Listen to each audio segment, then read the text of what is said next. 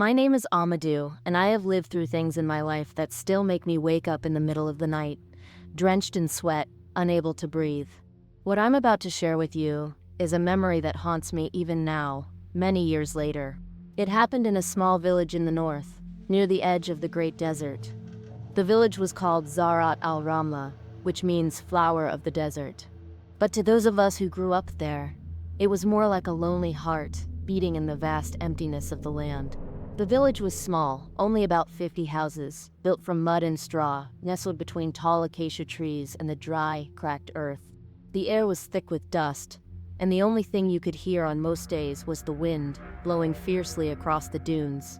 I was just 18 when I was given the responsibility of being the night guard for the village. My father was the chief of the village at the time, and it was a duty passed down to me from him. Most of the villagers laughed at the idea of needing a guard. After all, it wasn't as if we had many visitors. But my father always said that even in the most peaceful places, danger lurks where you least expect it. It was the month of Ramadan when the events began, a time of fasting and prayer for our people. The moon was full, casting a ghostly light over the village.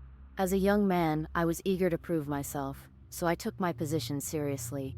My job was simple: walk the village at night, making sure no one wandered too far into the desert or caused trouble. There was a large well at the edge of the village, where the women would fetch water during the day, but no one dared to go near it after sunset. We believed that something lived there, something ancient, buried deep beneath the sand. One night, just after I had finished my prayers, I set out on my rounds. The air was unusually still, and the silence was thicker than usual. I had just passed the huts of the elders when I heard something. It was faint at first, like the sound of a woman crying. Now, in Zahrat al-Ramla, there weren't many women who lived alone, and those that did were never out this late. I stopped in my tracks, my heart beginning to race. The sound was coming from the direction of the well. I tried to ignore it, thinking maybe it was just the wind, but the crying grew louder. It was a mournful sound, almost like someone calling my name. At first, I thought I was imagining things, but the more I listened, the more real it became. Against my better judgment, I started walking toward the well. It was a terrible idea. I knew the old stories, the ones my grandmother used to tell us as children, about the jinn who lived in the well, the ones who would steal the souls of the living and drag them to the underworld. But I couldn't help it. Something was pulling me forward, like an invisible hand gripping my heart. As I approached the well, I saw something that froze me in place. There, in the darkness, stood a woman.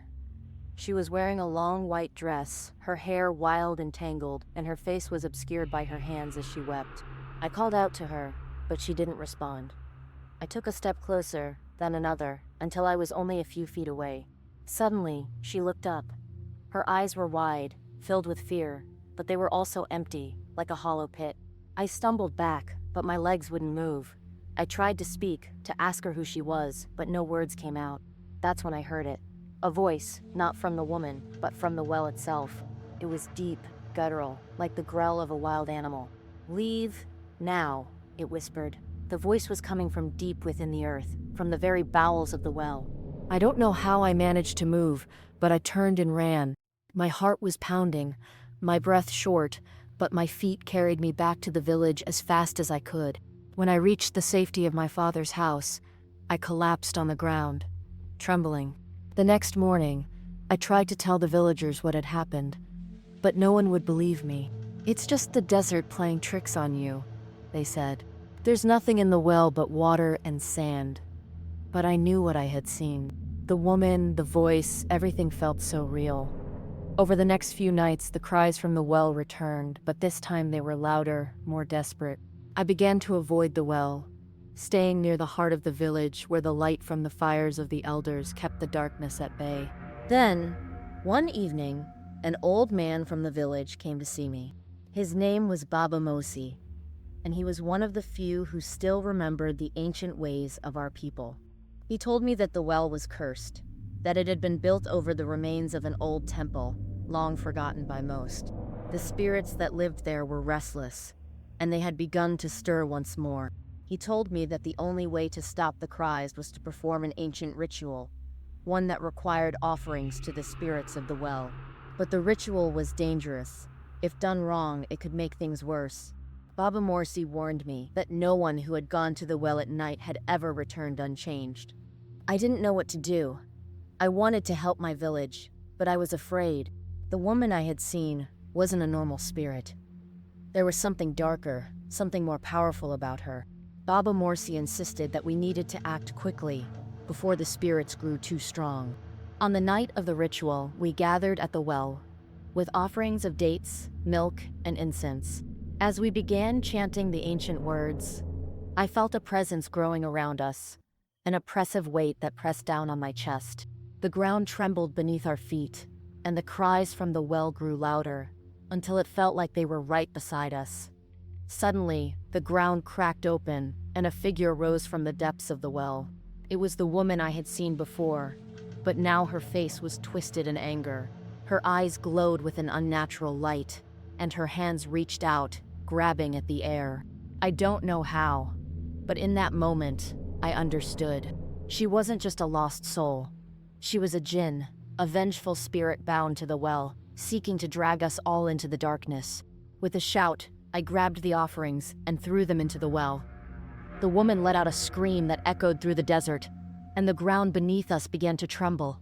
The well's cries stopped, and the woman vanished, leaving nothing but silence in her wake. The next morning, the village was calm again, but I could never forget what I had seen, what I had felt. The desert, the well, the woman, they were all still there, waiting for the next soul to wander too close. To this day, I don't go near Zahrat al-Ramla at night, and if you ever find yourself traveling through the desert, I'd advise you to do the same. The desert has its secrets, and some of them are better left undisturbed.